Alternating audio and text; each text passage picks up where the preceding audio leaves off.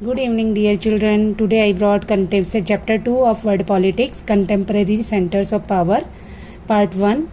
And last topic was end of bipolarity. अब थोड़ा सा रिकैप कर लेते हैं बच्चे.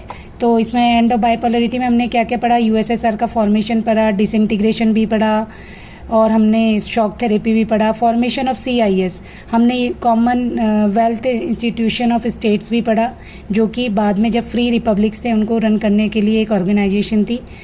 Formation of IMF and world bank to the monetary support to the European country. Monetary support जिस यूरोपियन कंट्री के लिए इसका फॉर्मेशन हुआ था, अमेरिका में हुआ था.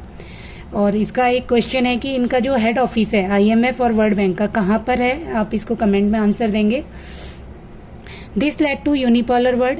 अब जब बाइपोलरिटी एंड हो जाती है, जो कोल्ड वॉर एरा था उससे जो हमारा वर्ल्ड था वो दो पार्ट में डिवाइड हो गया था, USSR और USA, मतलब कि सेंटर पावर थी, जो मेन पावर्स थी. उसके बाद जब एंड ऑफ ये जब ख़त्म होता है, USSR डिसइंटीग्रेट हो जाता है, तो इससे क्या सब चाहते हैं कि मतलब most of the European countries और एशियन कंट्रीज़ ऐसा चाहते हैं कि वर्ल्ड में केवल एक ही पावरफुल कंट्री ना हो, यूनिपोलर वर्ल्ड हो, मतलब कि अलग अलग सब पावरफुल कंट्रीज़ हो, एक ही पावरफुल कंट्री ना हो. Unipolar world can limit America's dominance.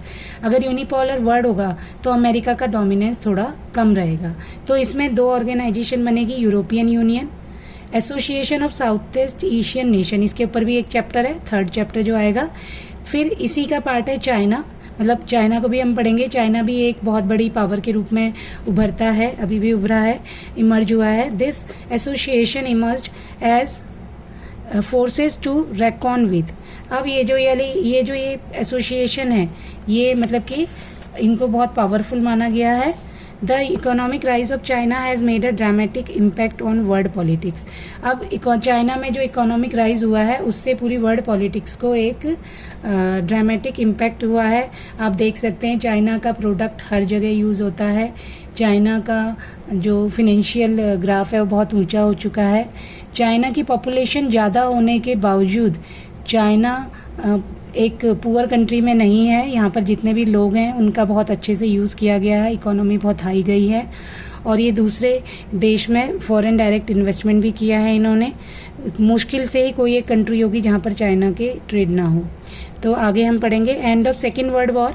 अब जब सेकेंड वर्ल्ड वॉर ख़त्म हुआ, Europe's leader grappled with the question of Europe. अब जो यूरोप के लीडर्स थे उनके दिमाग में एक क्वेश्चन चल रहा था कि यूरोप का अब क्या होगा. The second world was settled many of the assumption and structure on which the European states had based there relation. अब जो ये यूरोप सेकेंड वर्ल्ड वॉर था, उसके बाद क्या हुआ कि बहुत सारी सब अलग अलग अपनी अपनी बातें करने लग गए, सोचने लग गए कि अब यूरोपियन स्टेट्स किस बेस पर उनके रिलेशन मेंटेन होंगे. In 1945 the European state confronted the ruin of their economies and destruction of the assumptions and structure on which Europe had been founded.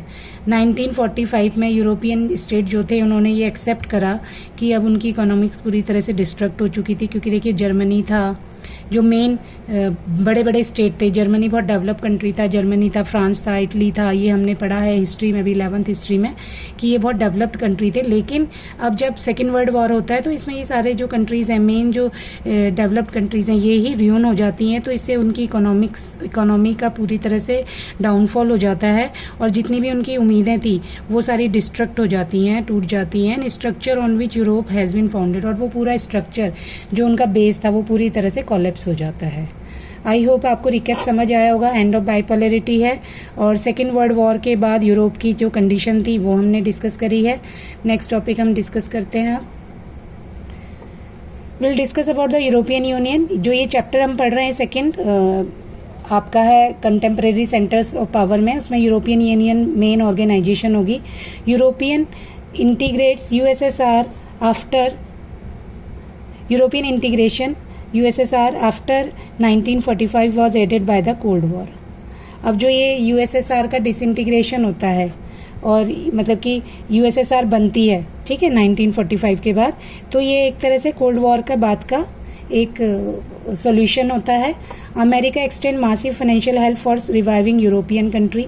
अब देखिए हमने पहले ही पढ़ा था कोल्ड वॉर एरा में, मैंने मतलब कि एंड ऑफ बाइपोलैरिटी के स्टार्टिंग में मैंने बताया था, जो वर्ल्ड था वो 2 पार्ट में डिवाइड हो गया था, यूरोप, उसमें एक पार्ट हम अमेरिका ने ले लिया था। तो उन्हीं वेस्टर्न यूरोपियन कंट्रीज़ के डेवलपमेंट के लिए अमेरिका ने बहुत ज़्यादा फाइनेंशियल हेल्प करी।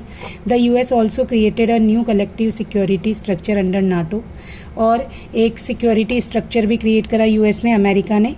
अब मैं थोड़ा सा इसका बेसिक बता देती हूँ। ये बना 4 अप्रैल 1945 को इन वाशिंगटन डीसी में। जो मेन फुल फॉर्म है इसका नॉर्थ अटलांटिक ट्रीटी ऑर्गेनाइजेशन है। It is an international military alliance formed in 1949 by 32 member countries of Europe and America. अब ये 1949 में अमेरिका और यूरोप के 32 मेंबर कंट्रीज की हेल्प से बनता है। मिलिट्री अलायंस है, एक मिलिट्री ग्रुप है। Its main rule is to collective defence.